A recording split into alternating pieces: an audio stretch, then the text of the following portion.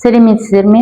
Біздің бүгінгі дәрісіміздің тақырыбы нитроқосылыстар, аминдер, олардың номенклатурасы, алынуы, физикалық және химиялық қасиеттері.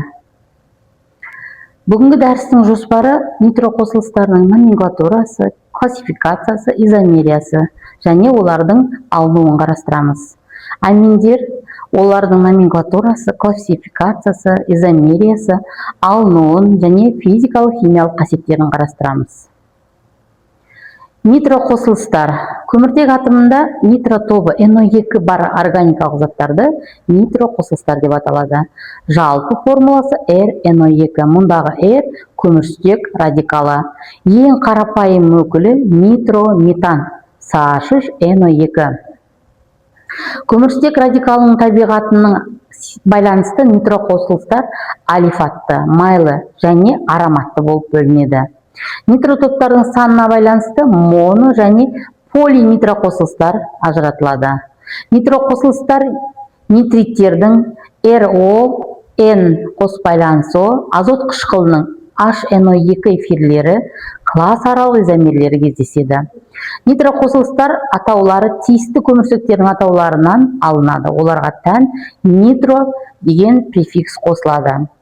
Қажет болған жағдайда нитро тобының орнына санмен көрсетіледі. Мысалы, нитроэтан CH3CH2NO2, 2 нитропропан CH3CH3NO2. 2 деп отқан жерімізде екіншілік көміртекте 2 нитро топшасы орналасқан. С6H5NO2 бұл нитробензол. Нитроқосылыстардың алынуы. Қаныққан көміртектер сутек атомымен нитротоппен радикалды алмастыру Коновалов реакциясы жүреді. Бұл жерде 140-150 градуста жүреді. Нитро алкан түзіледі және су түзіледі. Ароматты қосылыстардың нитро туындылары бензол сақинасындағы сутекті электрофилді алмастыру арқылы алынады. Күкірт қышқылының концентрлі қатысуында және температураның қатысуында нитробензол алынады. Аминдер. Аминдер аммиак NH органикалық туындылары. Олардың молекуласында 1, 2 немесе 3 сутек атомы көмірсутек радикалдарымен алмастырылады. RNH2, R2NH, R3N. Аминдер құрылымдық ерекшеліктеріне байланысты 2 топқа бөлінеді. Біріншісі, азот атомымен байланысты көмірсутек радикалдарының санына байланысты аминдер біріншілік, екіншілік және үшіншілік болып жіктеледі. Көмірсутек радикалының табиғатына байланысты аминдер 3 негізгі топқа бөлінеді. Алифатты алкиламиндер, ароматты ариламиндер және аралас алкиламиндер болып. Мысалы, алифаттыға диметиламин, метиламин, триметиламин, ал ароматтыға фениламин немесе анилин, дифениламин, трифениламин жатады. Ал араласқа метилфениламин, диметилфениламинді жатқызуға болады. Аминдердің маңызы. Аминдер табиғатта маңызды рөл атқарады. Олардың функционалдық топтары NH2, NH және N. Тірі материяның негізгі молекулалары ақуыздар мен нуклеин қышқылдарының құрамына кіреді. Бірқатары аминдер организмдердегі зат алмасу процесінде ферменттердің әсерінен альфа-амин қышқылдарын түзеді. Аминдер ақуыз бар органикалық қалдықтардың ыдырауы кезінде айтарлықтай мөлшерде бөлінеді. Аминдер органикалық синтезде, бояғыштарда, дәрілік заттарды, полимерлі материалдарды, резеңке вулканизациясын, үдеткіштерді, өсімдіктерді қорғау құралдарын және тағы басқа өндіру үшін үлкен маңызға ие. Аминдердің номенклатурасы, изомериясы.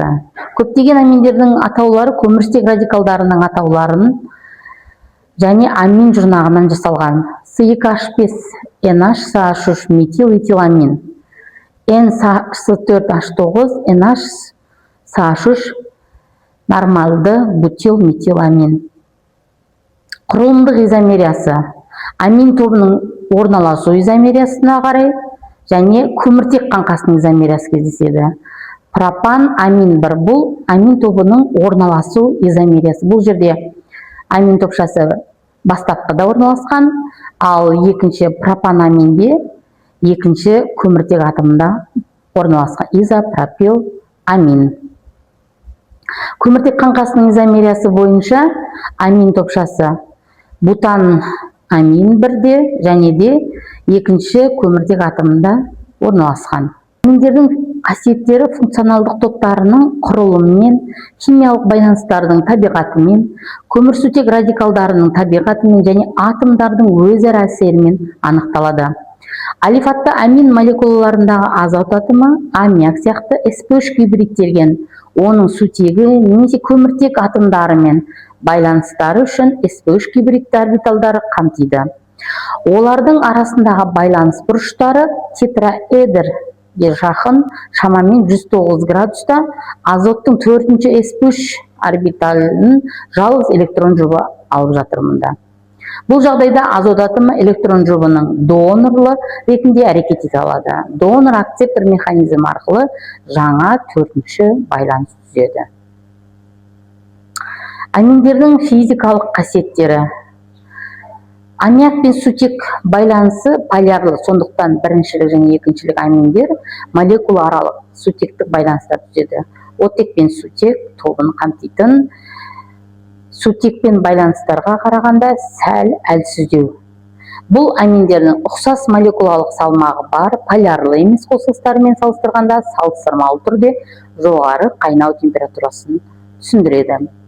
Үшінші аминдер ассоциацияланған сутектік байланыстар түзбейді.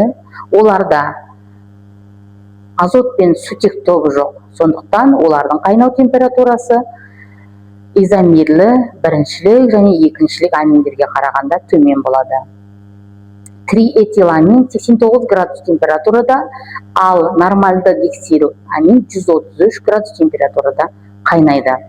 Қалыпты температурада тек төменгі алифатты аминдер және газдар, аммиактың иісі бар, аралық гомологтар, сұйықтықтар, өткір балық иісі бар, ал жоғарылары иіссіз қатты заттар. Хош иісті аминдер түссіз, жоғары температурада қайнайтын сұйықтықтар немесе қатты заттар. Сондықтан төменгі аминдар суда жақсы ериді. Көмірсутек радикалдарының саны мен өлшем артқан сайын судағы аминдердің ерігіштігі төмендейді.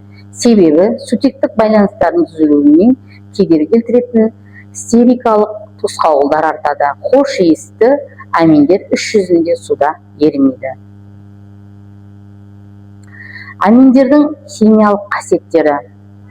Аминдердің химиялық қасиеттері негізінен азот атомында жалғыз электрон жұбының болуымен анықталады. Ол көптеген реакциялардың орталығы болып табылады. Молекуладағы электрон тығыздығының таралуына және азот атомында бөлінбеген электрон жұбының болуынан